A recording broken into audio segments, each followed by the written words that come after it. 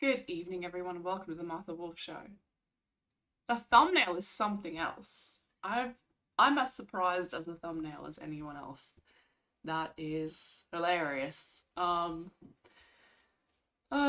just gonna do some catching up on news, seeing what's going on. Not everything, not every single topic, and then we're gonna talk about some new findings that suggest that Homo erectus DNA may have directly, or I guess indirectly, I'm not sure, transferred into living humans today, which you sort of would expect. You would expect that there's admixture when populations meet. So it's really not too surprising, but actually having a trace of these things mixing in. So that's what we're going to talk about. There's an article about that. And then we're just going to see what else is going on. Rebel News. The Australian Federal Court rules trans women are real women. Isn't it funny how you can change the definition of real so quickly?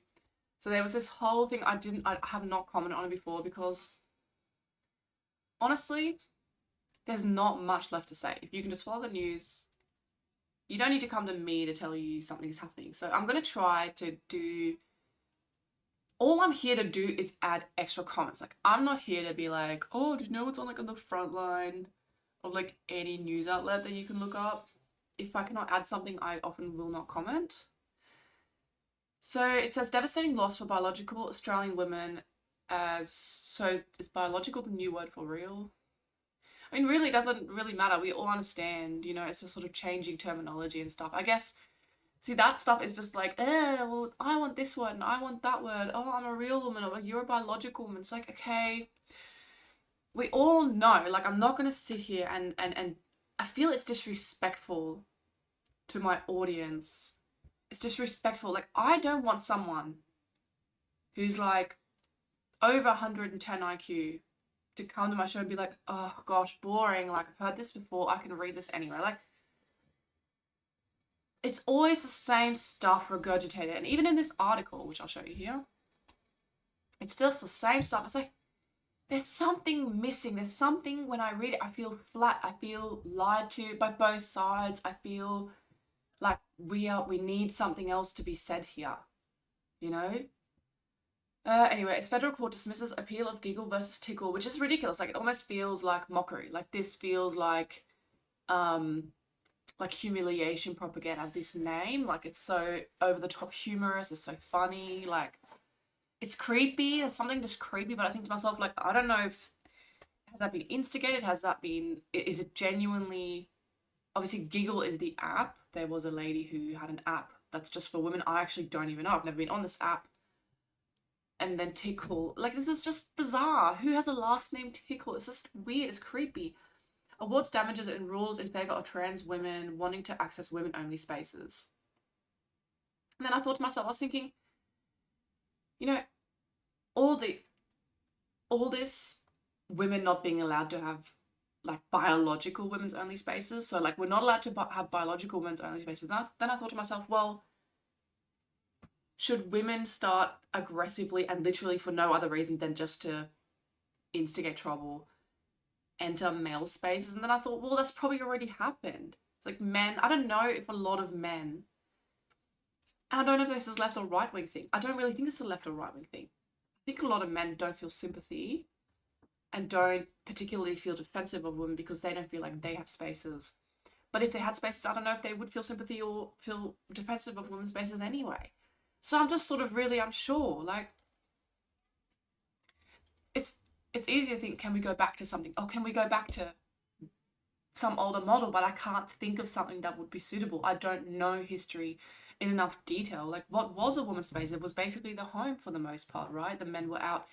The men would go to war. The men would have their clubs, their political unions and parties and board meetings and all that stuff. It would have been almost exclusively men.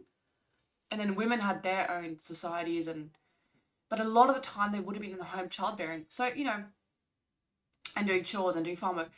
But then again, everyone was tied down with work. It's always this thing. I get so frustrated with this whole discourse because it's easy to say, oh, look, women, it's actually ridiculous to consider. Back in the day, back before, like 200 years ago, 300 years ago, something like that. For some people, more recently than that. Having like 16 pregnancies from the age of 20 all the way through to 46 years old, 47, and like half of them die at some stage, like half of them die either in the pregnancy or in childhood. I mean, just the strain, if you've ever gone through something like that, I'm not even talking about the grief, just the physical strain, let alone the grief, I don't even know, but the strain of that, the demand on your body, the pains, like, and then you're also doing all this other work. It's just insane. It's so insane. But then again, men were working really hard on other things also, or they were pulled into war, and maybe that was, you're lying around, maybe in a field riding on a horse. It maybe sounds more relaxed than their farm work back home. I don't know. So what I'm trying to say is it's hard for me to come here with being like, oh, well, we need to be conservative. We need to go back in time. Everything needs to go back in time. No. It's not really feasible. We need to think of a way of moving forward. But a lot of this is not said, and a lot of these there's never these sort of tangents. You always just see the same discourse from both sides repeated over and over again without any tangents. Like, well, how's this going to go? Like, how's this going to look? Well, everyone's just going to self-identify and go everywhere. So are we just going to have mixed spaces for everything all the time? No one's allowed to segregate. Like, are we allowed to segregate at all? We're not allowed to segregate by sex. We're not allowed to segregate by gender. Are we allowed to segregate by hobbies? Are we allowed to segregate by physical ability? Are we allowed to segregate? Because it's like, even then it's hard. Like, if we can't have women's only, like, let's say, swim team, can we have a swim team of people who are just really bad at swimming? Like, can we do that? Can we have like a swim competition for everyone who's like in the lowest 50% of ability to swim? Yay, I can join. But it's like, is that then going to be the women's? It's going to be like 80% girls? Like, I don't know. Like, how's this going to look? It sort of sounds awful. Doesn't it sound awful?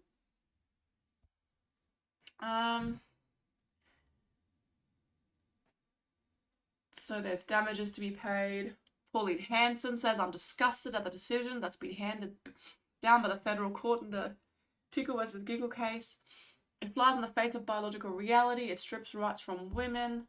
Women's spaces are not being protected and are no longer safe. Yeah, that's pretty straightforward and clear words once again.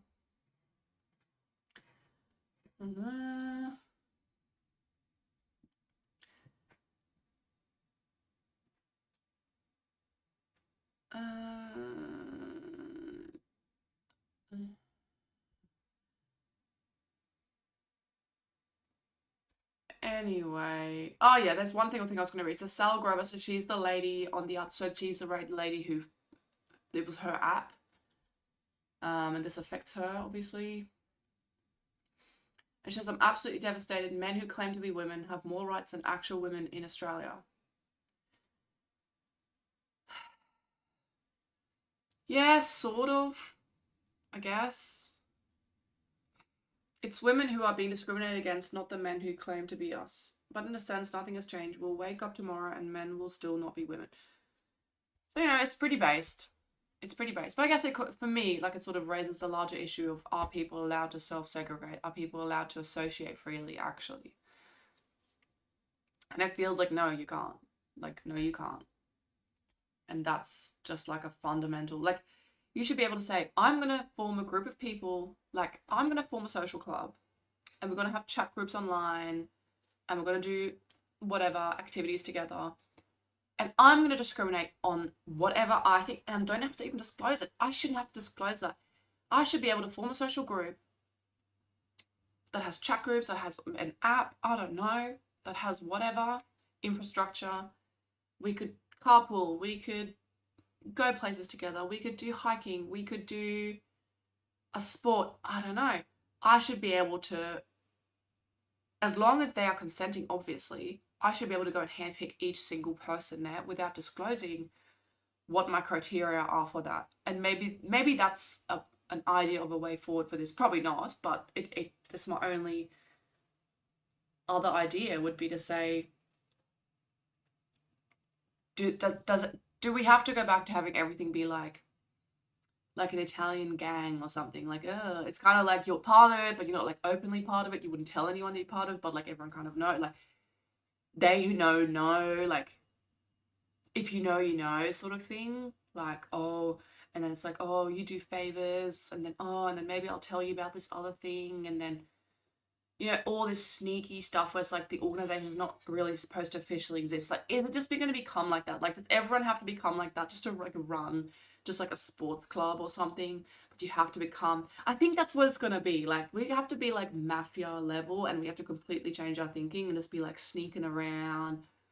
Yeah, our girls want to, play volleyball.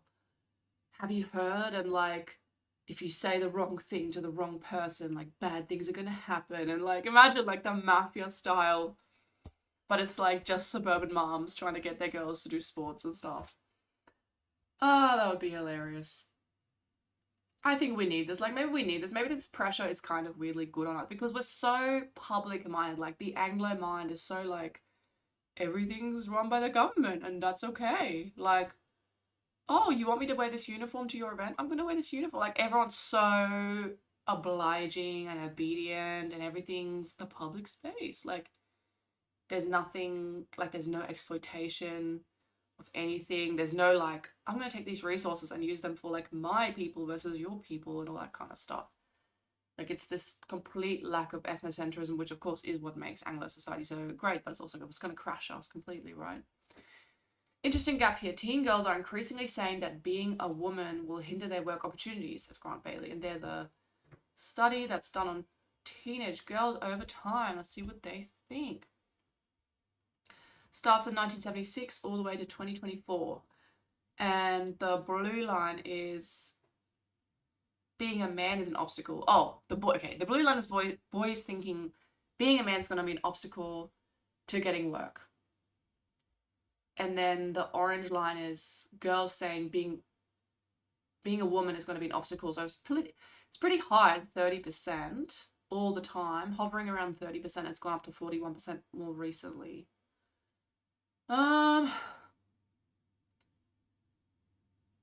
wonder what that is. I guess you could interpret that, and I think that is like the normative way of interpreting this would probably be like, oh yeah, it's like feminist sort of culture permeating more, this sort of, oh, everything's unfair, there's a wage gap, girls are being discriminated against in whatever kind of way, and this is all more publicly discussed. It probably is something like that. But also, I think because of the internet and social media, and you can see it kind of goes up where like social media and stuff like that starts, right? Although it's hard to say where between those two dots. Can you see my cursor today? No.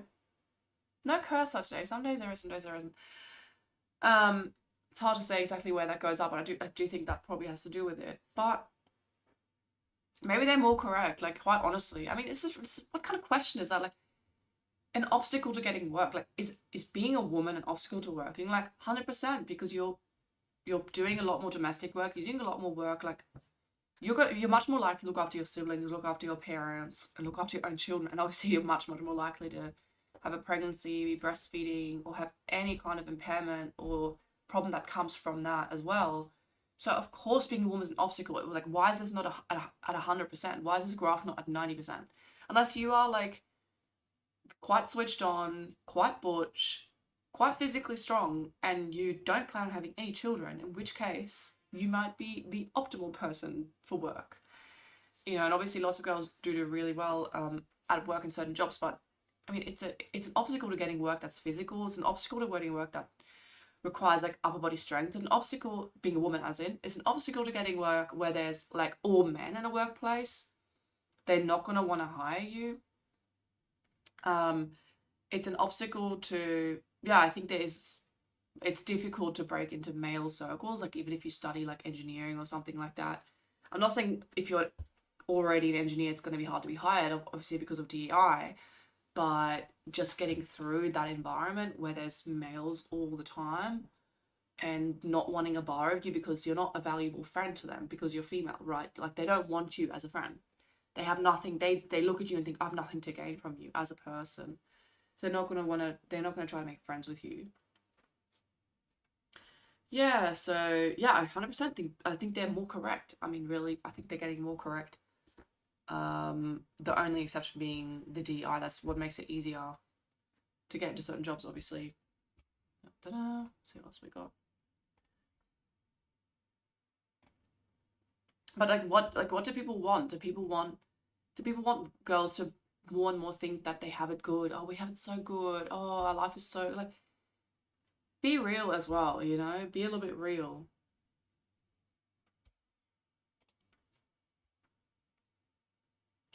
An account called K says, once we acknowledge that surrogacy begins with a willingness to inflict harm on a child in order to satisfy adult desires or alleviate adult pain, the debate should end. So it's this whole article. Could not even zoom in. It's an article by Kelly Henricks, and she says the willingness of would-be parents. So she's talking about it's basically the whole article just makes one point. It's very simple because I read the whole thing. And it was basically just when when a surrogacy child, she's not talking about the IVF, the conception, she's not talking about the embryo, she's not talking about any of that. And I think that's kind of cool. She's making one simple point. That's all the point she's making in here. She's just making the point that when the baby is born and it's then removed, sorry if I knocked the mic there, it's removed and given to what do you even call that? Foster? It's not foster parents, is it? It's like the surrogate mother. But what's the name for the people who adopt? The people who adopt the baby then, right? She says that is such a trauma to inflict on a baby, and just that because like their essential need for nurture, and she doesn't even say breastfeeding. It's just like such a cop out. This is what's so frustrating about everything. Everything is like this. Like there's so much left unsaid because of all these speech taboos, right? She can't even say the baby's not able to snuggle up and breastfeed with a woman who is like hormonally compatible in that moment. Like the woman has gone through all the hormonal changes, optimize her to look after an infant, right, and produce milk for the infant.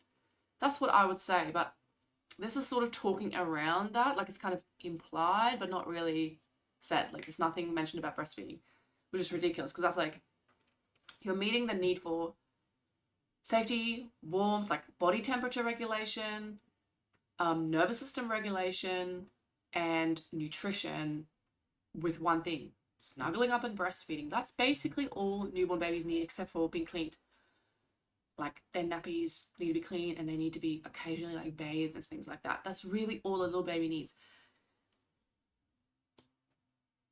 So she also says,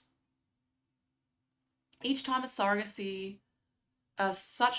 events are allowed to take place unchallenged, each friendly leaflets in circulation, each human interest story promoted in the Irish media, this is from Irish perspective, nudges the practice a little further into the category of normal. So she's really warning against the normalization of surrogacy. If we really care about children's rights, there's nothing left to consider. So anyway, it's fine for what it is. It does miss the whole breastfeeding thing, which sucks, which is probably because of trans rights activists and things like that cause her trouble, like saying that, which is appalling that that's the case. But anyway, for the point it makes, it's okay. But there's so many other angles you could. It doesn't even really address the surrogate and the surrogate's well-being at all. And I'm not saying it's trying to. It's just there are so many other angles from which you could be against surrogacy, and of course there are also angles where you can be for surrogacy as well. I'm not saying that, you know. I'm not saying we should dismiss completely. You know, people want to reproduce who can't. But the big and then there's of course the surrogate, the concerns around the surrogate, which is basically going to be. I mean, you're selling a chunk of your life that's going to inflict. It's unknown what the pregnancy is going to do to you physically. It's so different for different people, and it's different between different pregnancies. Like having had multiple pregnancies, it is different. The recovery can be quite different depending on what's going on during the pregnancy. Depending on, there can be different weight, different pressures. Like you can have water retention, you can have hormonal imbalances, all kinds of things. It's just always different. So it's sort of this it's just a large payment that's like going to cover, okay, whatever happens, you're going to be happy because a large amount of money. So I think that is really tricky. But then, yeah, you could also argue for it because, like, well, is it a form of labor? And is it a form, like, why are we saying that the labor that a woman can provide is you're not allowed to sell, but the labor that a man can provide, like building a house for you or something, is allowed? I think it is good to go. That's where I think focusing on the child's well-being makes sense. But there's a whole nother angle you can look at surrogacy, where it's not so much talk, because of course a lot of children are born into suboptimal circumstances, and we allow that, right? We allow people to just reproduce who really, no one would think that they have optimal circumstances to raise a child at all. They might not even have, they might be homeless, they might be on drugs, stuff like that. Yeah, you know what I'm talking about. So the surrogate, you could always make the argument, well, the surrogacy child, they have rich parents, they can afford surrogacy, right? The surrogacy mom, the surrogacy person is going to eat really good nutrition and look up, you know, because it's paid for. You could make arguments that there are some good aspects to it that might be better than, you know, some other pregnancies. But there's a lot of trouble with it, and it does extend into being anti-IVF arguments more generally. And that's where I think these arguments are not something you hear very much. So humans are basically optimized for, obviously you don't want to like jump off a cliff and die. Like you're optimized to like detect stuff with your eyes and not walk into obstacles or be hit by cars or whatever it is. But we're also optimized to, so that's like natural. So you want to avoid being naturally selected out, like, right? Like you don't want to win the Darwin Awards. But we're also selected sexually. And that probably, the more you reduce natural selection, the more you're going to have sexual selection be a really important factor as well, right? You're not likely to die in like a hunt. You're not likely to die like hunting for mammoth, like the mammoth is going to stomp you to death. Like there's still ways to die. Like you can fall in front of a train or something. It's just actually quite hard in this day and age to die by just, oh, accidentally, oh, whoops, something happened. Also, like just playgrounds are safer. There's like immunization, so you're going to have less probably serious course of disease, and cleanliness and hygiene and nutrition. Like you have all these things that are going to prevent what we would think of as natural selection from occurring. So we already have a massive problem with just the accumulation of just bad genes, basically, that wouldn't even survive a harsher environment. Like if you just went and modified each children's playground to have like a really, really high swing, or like a, you know, those really scary, like very high slides that just, where the sides of the slide are only yay high, so you could technically just fall out the side. If you just did that, you would just start naturally selecting out like a significant chunk of children who just have no sense of coordination, and like everything is pretty like ultra safe. Depends where you go. There are definitely cool playgrounds where there's a lot of climbing and stuff like that, but kids don't really climb and fall. Like kids are pretty good at holding on. That's not really gonna hurt you. And I'm not saying we should. I'm just saying, you know, if you just let a bunch of kids loose in a forest, like a wild place, and they're like climbing on trees, and like you would get injuries. Like you would just, or in a farm, even worse. Or there's like animals who can kick you, like a horse that's gonna kick you in the face. Like there's dopey children out there who will not survive. That sort of thing. And of course, that's not even using tools or like operating a loom or whatever, you know, children back in the days used to do. You know, being around unguarded machinery of all kinds and things like that. So that's natural selection. Then you have sexual selection. Now, sexual selection is something that I don't think we really realize. Like everyone thinks of natural selection, but not so much of sexual selection. Sexual selection might be the reason why there's such a high proportion of like blonde hair and blue eyes and things that just don't seem really advantageous unless you're in an ultra cold environment. But even then, East Asians come from a very cold climate and they have black hair. So the whole blonde thing, like how does that make sense? but it seems that it's more attractive. Like, obviously, it's like famously more attractive, and also it does seem like blonde women do have more children. There, I did see a study like that. That was insane. So a lot of our features, not just like external features, but also like like maybe predominantly behavioral features. Like when women select men, they're looking more for behavioral features. Humor, is he funny? Like, is he gonna make me laugh? Is he, which is basically testing for aggression and smartness. Smartness. Intelligence. So remember the thing we were looking at it in the last stream, and it was all the things that like women prefer and all the things that men prefer. And with men, it is like very much looking for health and beauty, like youth and health equals beauty.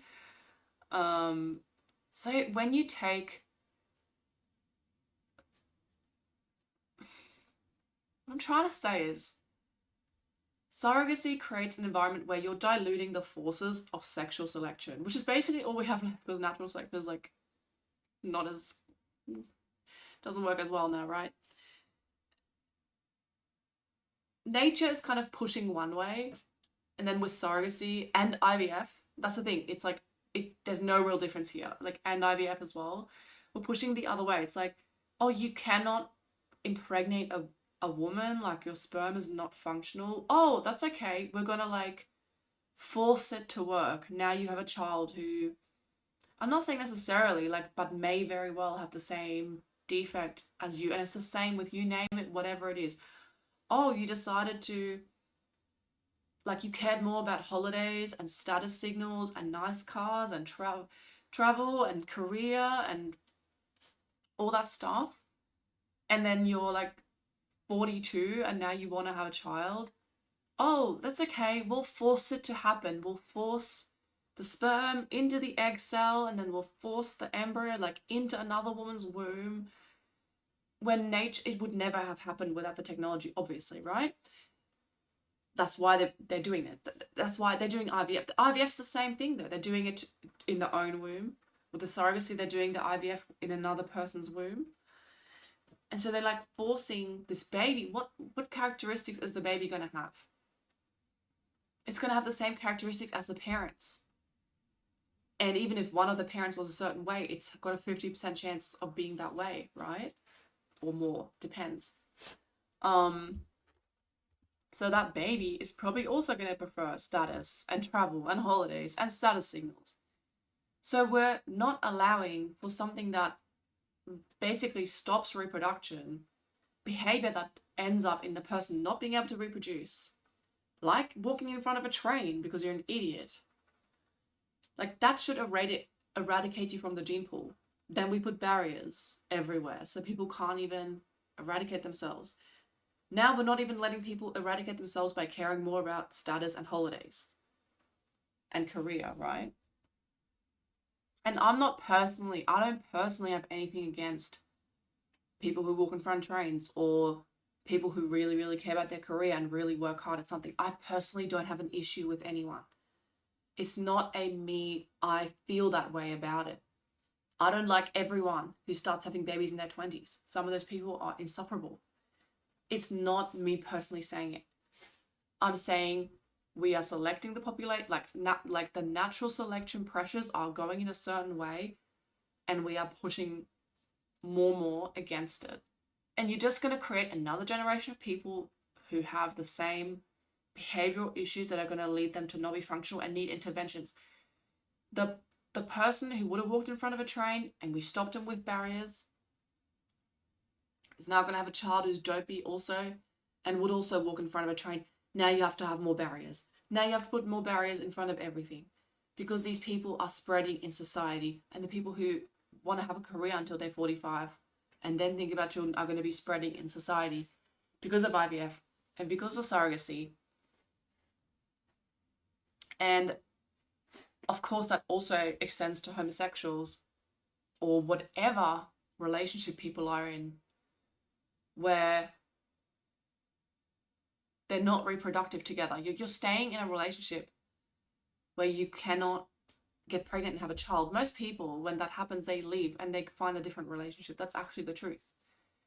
People That's why you have like the intense like honeymoon phase, the attraction phase, lots and lots of sex, and when nothing happens, people lose that attraction and they start and the relationship falls apart. That's the natural course of a relationship.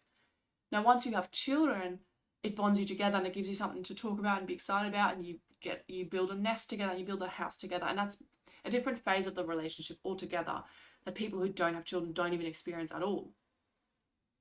But if you don't, you're meant to go through the mental steps of falling out of love, starting to dislike that person, and leaving. And it's meant to take about 3 to 4 years. That's what nature has planned for us. Not everyone is genetically compatible, and not everyone's fertile. And that's okay. You're meant to move on, find a more suitable partner to have a child with. Nature says it that way, right? And these people don't do that. They try and try and try and try. It doesn't work. Oh, now we need surrogacy. So now you have two people who are not compatible for whatever reason. It could be because you're the same sex. That doesn't help. It's not going to work, is it? Or it could be because one of you is infertile. It really doesn't make much of a difference. Like, biologically speaking, there's not much of a difference here. An infertile woman with a man, what's the difference between a man with a man? It's the same thing. It's never going to bring about life. Okay? So we're going to get, the problem is we're going to get this genetic shift, which is probably only going to accelerate what we are already experiencing due to a lack of natural selection in other ways. And that's a much more you have to make that argument better than I just did, but that's a much more powerful, pause, don't play. Much more powerful argument against surrogacy, because it really does apply to most cases, I believe. Like, are you supposed to be having children with someone you're not even mutually attracted? You're not even genetically compatible. You're meant to smell each other. You're meant to be like, are our immune systems even compatible? But we're not doing that. Consider something like, there's so many different examples you can go into. There's so many different, there's like 100 different angles to this. But so many, if the woman is the one not fertile, which is often the case, it can of course be the man, but it's a lot of the time the woman. There's a reason for that. Why is the woman not fertile? I'm just going to be brutal. It's brutal. I know a beautiful woman who fell pregnant, no problems, but her pelvis had a structure she cannot give birth. And her mother was the same. So she has to do C-section, so it limits the number of children that she can have. You see, there are things that limit the number of children you can have. And at the end of the day, it limits the number of people with mutations that make you unable to have children, right? She now has a limited number of children, which is really sad for her, but also it's kind of good because that particular pelvic shape is not going to explode and become the normal pelvic shape for a whole population. We don't want that. Women who cannot give birth. And it's like that with everything. Very obese women often cannot fall pregnant. That's going to be partly genetic as well. You're going to have children who are more likely to be obese. We're allowing this stuff to spread. Anorexia, probably the same thing, right? I'm not hating against fat people, skinny people, anything like that. I'm really not. Now, what happened? What happens when you let weird mutations spread through the population? Here's a perfect example, okay? Here's a podcast called ADHD Love. I don't know why I stumbled across this, but this was Welcome to Late Bloomers, where we are getting our live. And it's the coolest studio, I'm not going to lie. Look at it's like inspo, isn't it? I should have this instead of just a shitty, blurred background. It's wild. There's a dog crate thing without a dog. Strategically placed dog toy. This weird porcupine thing. Everything's pink. It's very aggressive. It's very in your face. I would do more subtle, to be quite honest. And it's very chill. And they start talking, and I was like, okay, one of these people is a guest. And they're interviewing a guest, right? That's what I thought. Lives together eventually. Yes, we are. Today we're talking about late bloomers. Is that right? How to actually be a late bloomer and what one is. Isn't that a fascinating, just phenotype just overall, the hair, everything. I mean, it looks kind of cool, you know. It's very over the top. Anyway, so of course I'm just joking when I say anything nasty. I don't mean it. But at first I thought someone was interviewing, like one of them was interviewing. Then that later on, they were chatting. It's like they're husband and wife. I didn't realize. And it's just very intense. But it's very, like, this podcast here has, what does it even say?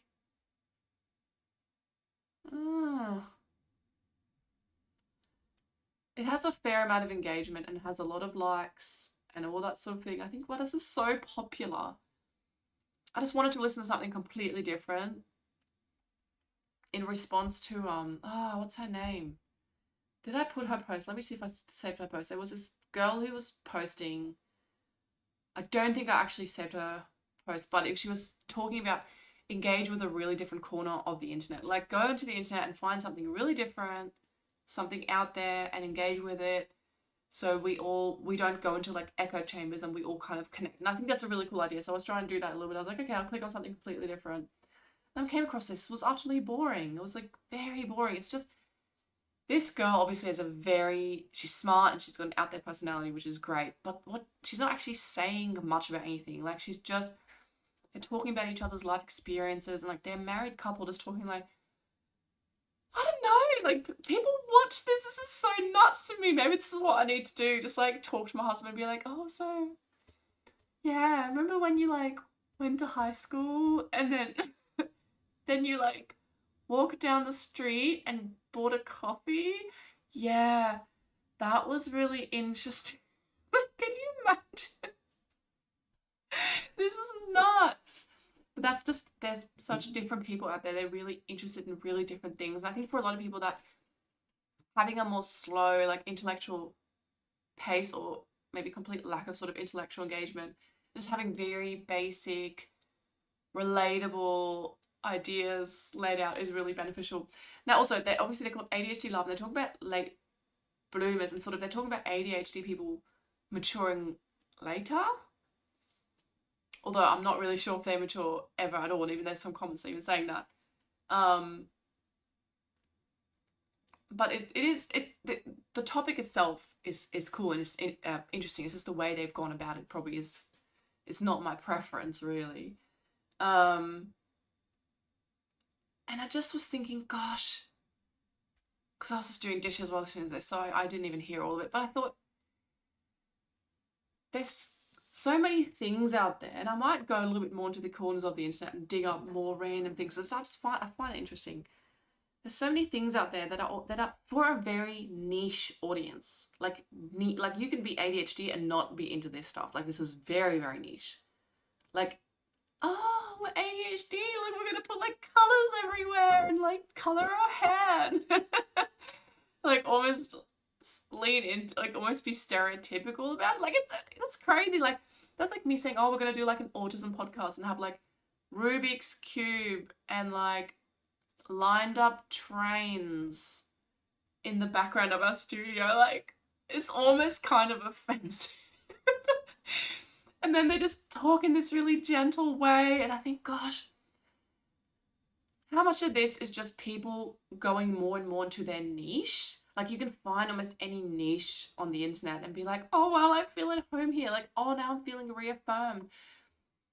And while I sort of love that for people, I think it's better to have that. I thought to myself, I think the reason that that people are out there seeking this, because obviously it's getting a fair amount of engagement. Oh, it actually says here 107k views. Then I think to myself, this must be a sign that our society, we actually don't have genuine communities. And this is why I think it is, okay? This is why I think it is. We're not that connected. So a lot fewer people are marrying. And even if they're like with a long-term partner, they don't have children, or they don't have many children. So think about like our social circles are shrinking, like our core, inner, close social circles. But maybe the outer ones, all of them, I think they're just shrinking, shrinking, shrinking. We have fewer friends. We have fewer siblings. We have fewer cousins. Parents have fewer children. Like the most essential core people in your life. People are studying online. People are working from home. So even your colleague relationships are starting to fade. And even if you have colleagues, or even if you go to school and you're sitting next to other students, let's say, people are kind of spaced out because they're so oversaturated with online content, right? And they're scrolling on their phone. They're not really interacting in real life as much. So even that like casual kind of colleague, kind of fellow student relationship, I think is going.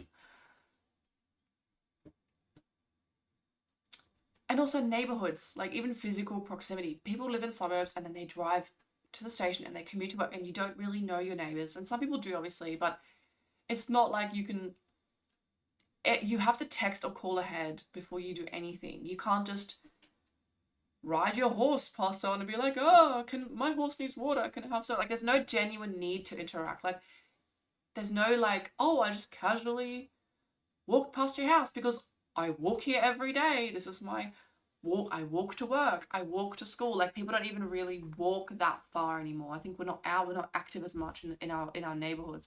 And so, and obviously the whole like suburban sprawl, like everyone knows about this stuff. So I think there's just this breakdown of all these different aspects, and obviously like your volunteering, people volunteer less.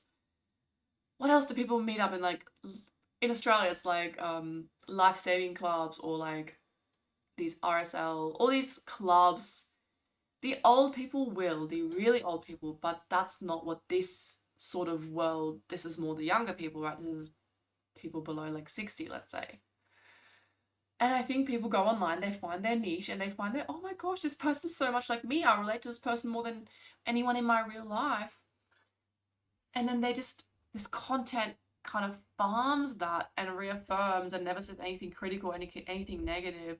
And because it's obviously economically driven, to kind of create this, it's like this cozy, like the teacup, the flowers. It's like, yeah, come hang out with us. Like, we're just being social. Like, this is people's social life. Like, watching videos like this is the cuddly, cushiony, like where you're meant to go home to your family. You're meant to be comfortable with your neighbors or whoever you're close to, but people don't have that anymore.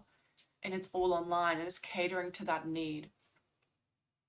And I think people become a lot more comfortable with their niche identity, and then they actually become more alienated from people around them. Like, suddenly your cousin or your sibling, even, maybe not when you're a little child, but when you're older, it feels really alienated because you're in different subgroups of the internet. You're in these different worlds, and it's like, oh yeah, I'm really proud about this random aspect of my life, and the other person's like, I'd be really ashamed of that. Like, why would you just, you're open about like being a whatever sexual, like it. And I was thinking, this is so much like the LGBTQ community. Like, I was thinking about it, this whole oh yeah, we're ADHD, we do this, we're quirky, oh we're funny, oh see, like, you wouldn't understand, we're different, like, we just feel that way, we're born that way.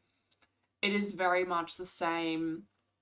And I'm not actually trying to negate or deny it, or telling people not to be part of it, but I think it's feeding that, it's filling that need in people. And I think that's been going on for a long time. And I think that's what a lot of the, I'm bisexual, I'm trans, I'm this, I'm that. I think a lot of that is that it's a deep need to be part of a group and share these really intense, this like, oh yeah, we're the same because we experience the same, this camaraderie, right? You feel the sense of family, the sense of belonging, sense of kinship, and sense of camaraderie, and that's what it's offering. And that's probably a sign that something in our society is really wrong. But once again, I realize it's the same as with the other topic, is I realize we can't just wind back the clock. We're not going to go back to walking around the neighborhood and riding horses everywhere and talking to everyone literally in our town. Probably not going to happen.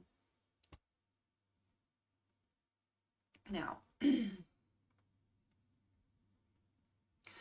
lot of interesting results from this 23andMe site. For example, the median Scandinavian American is only a quarter Scandinavian, i.e. Endogamy stopped 2 generations ago. That's interesting. So people come as immigrants and then they just marry within their own group because they have a group identity, right? It ties into what I'm talking about just then.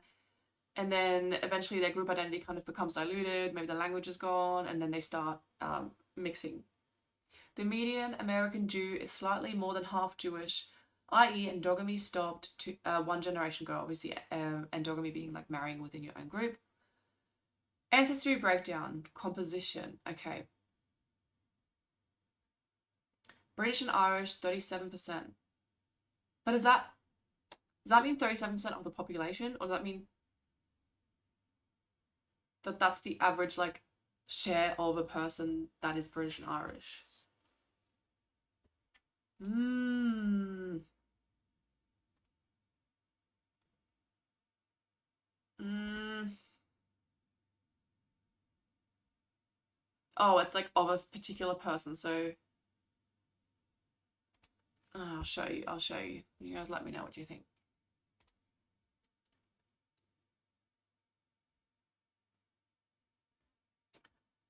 Oh, it doesn't actually show the evidence for what they're saying. I sort of assume that when there's all these numbers and figures in the post that that's going to be what they're saying, but basically it's just giving one example. It's not giving you the overall. But this person is British, Irish, 37%, Scandinavian, 25%, French and German, 18%, and other 18%. So that's sort of what you would expect. I guess American, more and more, it becomes more and more blended over time and depending on your region and things like that. That would be good to see a better breakdown. Sorry, that was not very good. Let's have a look. Ayala says, I've started tracking age of parents at birth in my data. Looks like height of kids roughly peaks with parents in their mid-30s. So that's interesting. Let's have a look. So for white ethnicity and height in inches and mother's age at birth. So a mother having a child below the age of 20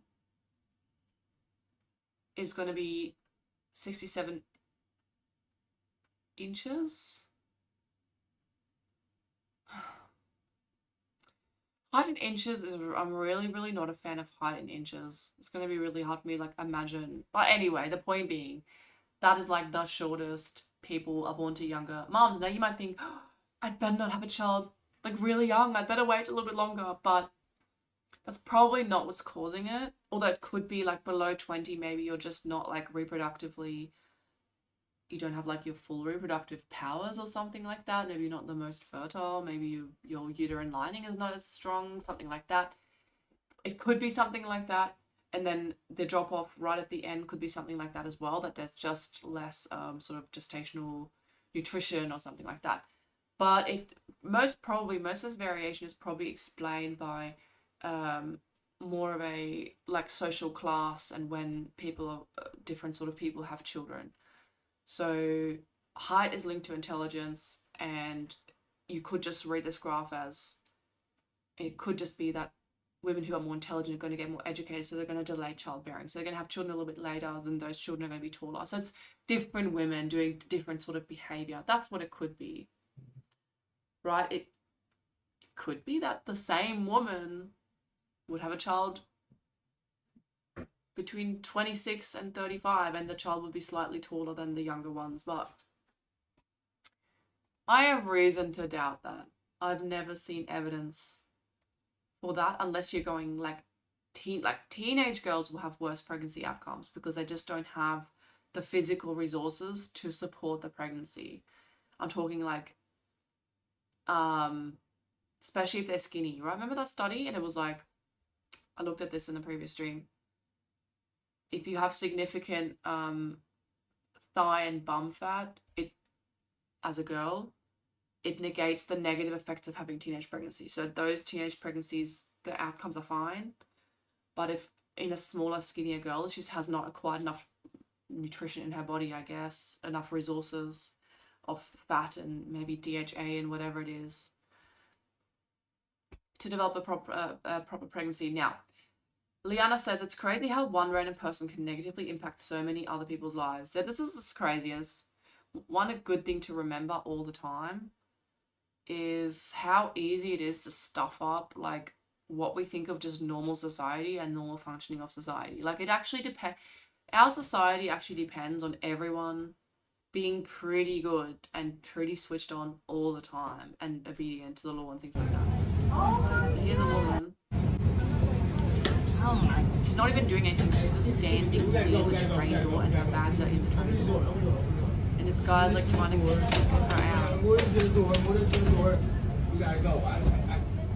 He's trying to... Move your hand. Let's go. Up that bitch back. Let's go. He really wants to just leave.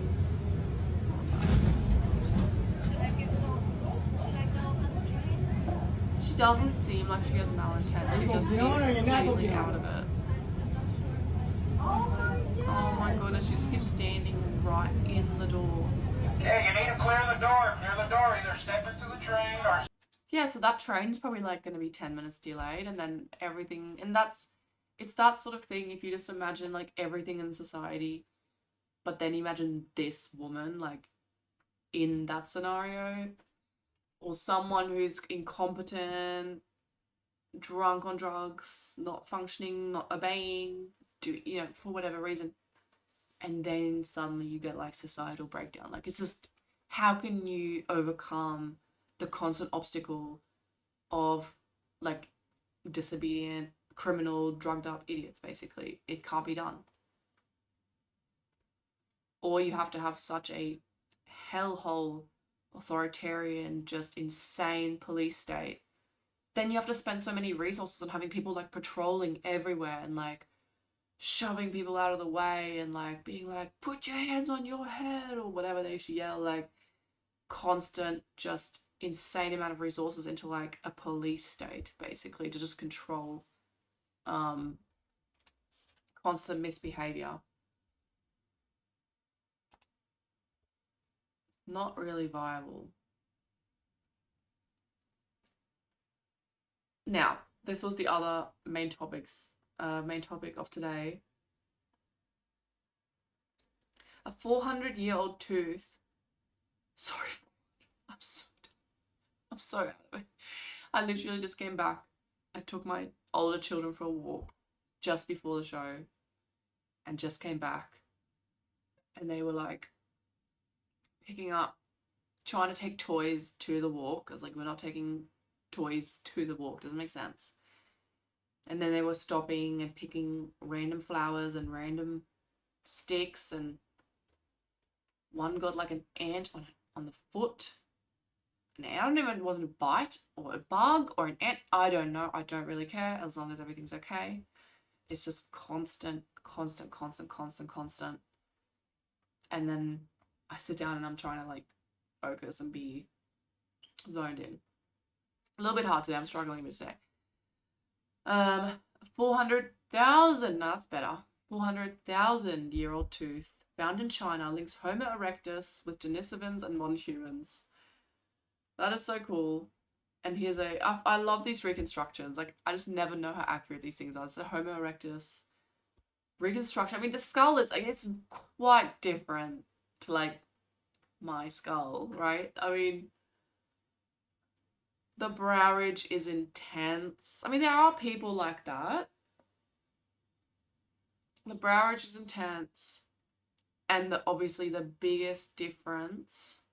The nose, I think, is a little bit speculative.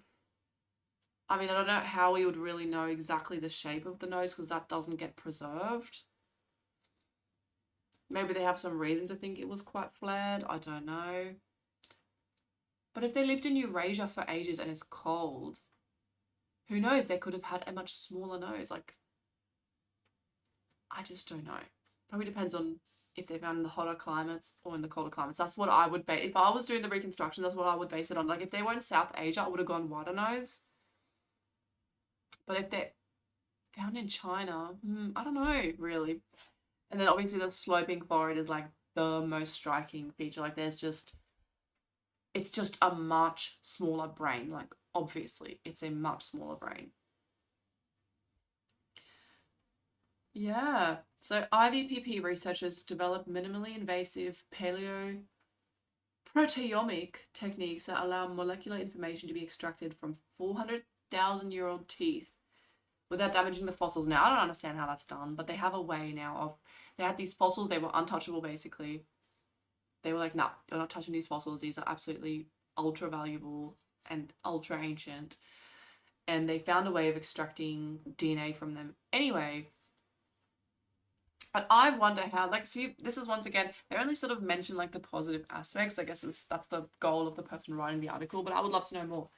I would love to know how successful the genetic sequencing of the Homo erectus person actually was. That would be really interesting.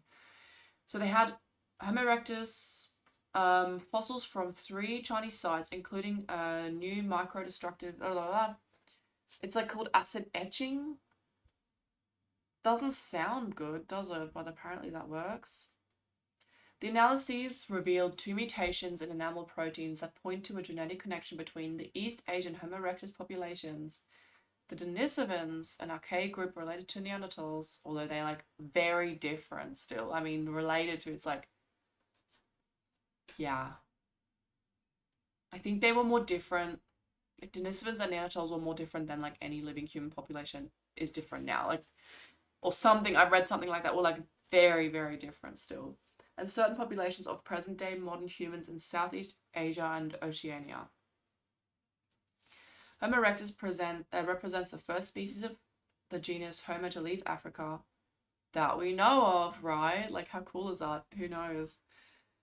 Thus occupying a central position in human evolutionary story. Its ability to adapt to diverse environments, yeah, as we all do, and like animals, like everyone does, but anyway. I guess you got to say something. And its long persistence in the fossil record make it an essential link for understanding the origin of our species. However, the absence of direct molecular evidence from Homo erectus has left fundamental questions unresolved about its genetic traits, population diversity, and above all, its possible relationship with the anatomically modern human. So basically, we just don't know much about them, which sucks. That would be so interesting to know more. I just hope they dig up more fossils. That would be great. The exact role of this species in human evolutionary tree therefore constitutes one of the great enigmas of one of the most intense points of debate in paleoanthropology. The main difficulty in addressing these questions has until now been the impossibility of applying conventional molecular analysis methods on Homo erectus fossils. These remains are irreplaceable and are considered cultural heritage of incalculable value, which makes traditional destructive sampling techniques unacceptable. So basically you can't like just drill and extract a whole bunch of tissue and then genetically sequence it, because there's just so little tissue that we have of them at all. This limitation has constrained the progress of any molecular investigation of the specimens for decades. Where are the skulls though? They're showing the teeth, but obviously there are some skull fragments, which is how they reconstruct the skull at all. That makes you wonder, how do they conclude, oh, it's a completely different species, if they've never actually genetically sequenced it? It's like, why is it not a branch? Why is it not just a branch of denisovans or something like that? But they must have reasons for that. That would be interesting to know. I have to look more into it, really. Da-da-da.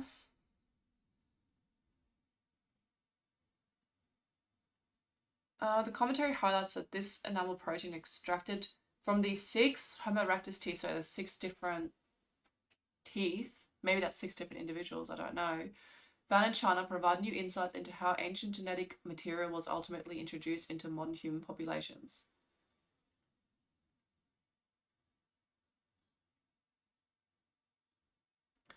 Yeah, it's always the way it's phrased is a little bit frustrating, but yes, ancient. I mean, the modern human like the modern humans still have ancient genetic material, right? I mean, like,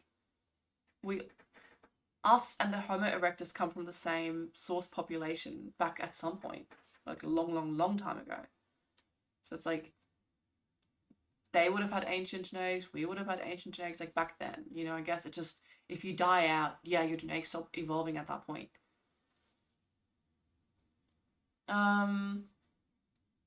Let's have a look what else we can find. Just, yeah, 400,000-year-old fossil. That's just so insane. It's hard to even imagine that. So they got the researchers identified 2 specific mutations in the dental enamel.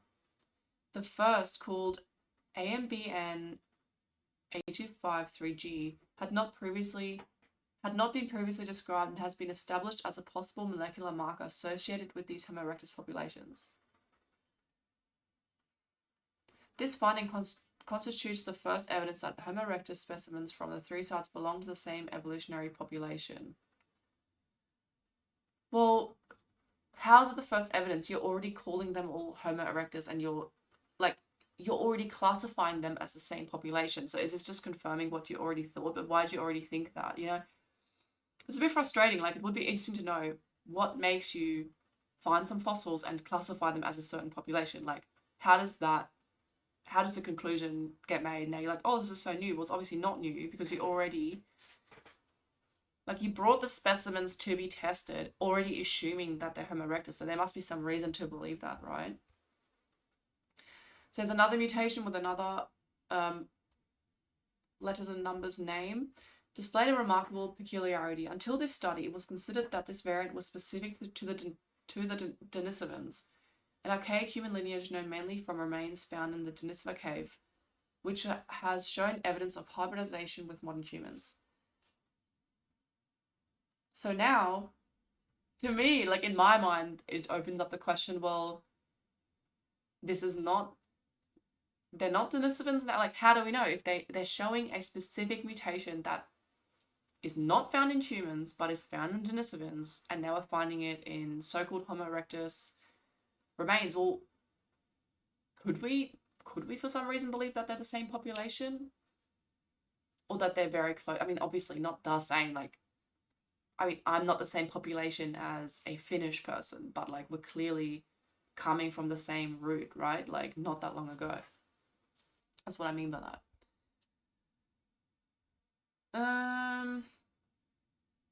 However, the IVPB team's work revealed that I'm not going to read the whole name, but this variant is not exclusive to the denisovans, but also present in the East Asian Homo erectus populations. Well, yeah, you're just saying the same. Who writes this? It's so frustrating. Yes, you just said the same thing again. So they found a certain mutation in Homo erectus fossils that's also in Denisova fossils, and we have like probably not that good evidence for all this stuff, but it's cool to know. From this observation, the researchers proposed a specific evolutionary scenario. The AMBNM273V variant could have entered the Denisova lineage through a process of admixture or hybridization with Homo erectus populations carrying this mutation. Yes, or they're the same population. I'm just saying, like, maybe they're the same. Maybe they derived in some way. Why not? Like, I'm almost certainly wrong, but I want to know why I'm wrong, you know? I want to know why. Why is it assumed that these fossils, like, if there's a certain gene that's specific, well, maybe that's the wrong fossil. Maybe the fossil belongs to Denisova. Why are we classifying it Homo erectus? Do we have other evidence to suggest that it's that? I just wonder what it was. Subsequently, and there's obviously another reconstruction, thanks to well-known Denisova integration into modern humans, that is, gene flow from Denisovans to the ancestors of some current population, this variant would have reached certain groups of contemporary humans in Southeast Asia and Oceania. What they're talking about is Papua New Guineans and Aboriginal people, and maybe some South Asian populations have like a smaller amount of admixture from Denisovan groups.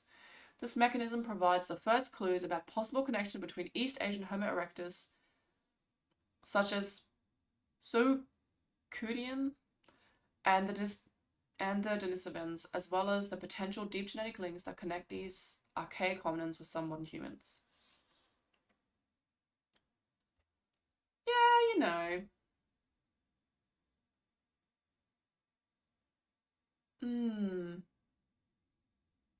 It's talking mostly more about these extraction techniques, and it's sort of, I wonder if this is just sort of clickbait to make it like, oh yeah, this is so interesting. Yeah, there could be like I wish they had better evidence that, like, yeah, Homo erectus could have potentially interbred with denisovans, gotten some of its genetics into their lineage, and then through that, because denisovan admixture is like quite significant in Southeast Asia and Australia, could have found its way there. But like, then just tell me, like, but then if there's a specific gene, that then just tell me if that specific gene, the one I'm highlighting here, is that present in Papua New Guineans today or not? Because if it is, then we have like good evidence, like potentially, yeah, it could have skipped from that population to that to that. That would be kind of cool, right? But they don't do that. And I find that a lot of the time there's not a lot of sort of published or talked about genetic data about populations outside of Europe, maybe Europe and Asia, and outside of that you just don't get much, which is a little bit frustrating. Yeah. People are very annoyed about this movie where, oh, what's this girl's name? Is it Elliot? Is cast as Achilles. And it's a picture of her not being able to open a pickle jar, which is hilarious. But yeah, people are making memes about that. People are not happy about it. It really is ridiculous. It's once again, it seems like just a joke, you know. Dutch protesters have just set fire to a new asylum centre in Loordsrecht and are blocking firefighters from reaching the area, says Dries van Langenhoven. This is pretty intense. I just wasn't expecting this from the Dutch, to be honest.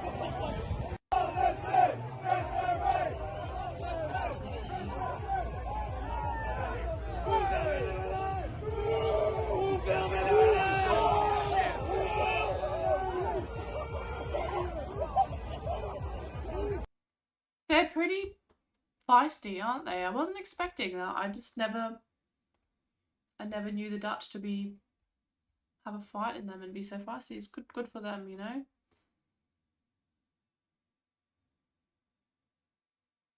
They're just vandalism. Vandalism at Loordsrecht Town Hall. Windows and doors smashed. Suspects apprehended. Yeah. They really, really don't want a bunch of male asylum seekers to be put in their town, because I think in that town there was a girl killed the year before by an asylum seeker. I think that's why. Maybe it's more specific to that place. But I suppose that disgruntledness is quite universal, really. Brandon Liu says people with low vitamin C levels burn 25% less fat during exercise. After vitamin C supplementation, fat oxidization increased nearly fourfold. So fat oxidization is a good thing, I guess. That's cool to know, though. Like, vitamin C does so many things. You sort of just think, like, it's just like, oh, yeah, eat vegetables, eat fruit, eat your vitamin C, but then the random things it actually does and contributes to is pretty amazing. Marginal vitamin C status is associated with reduced fat oxidation during submaximal exercise in young adults. So it's good to know. Like, I mean, I'm not a big fan of vitamin C supplementation, but just like eat some oranges and then exercise. How great is that? That's like the easiest ever trick to lose more weight. That's great. Well, that's all I've got today. I'm not in best form today, so I'm sorry about that. I'm a little bit mentally slow. I've been sort of talked at continuously for a long time today. Gets a bit draining, gets a bit exhausting. All right, I'm gonna clock off. Bye.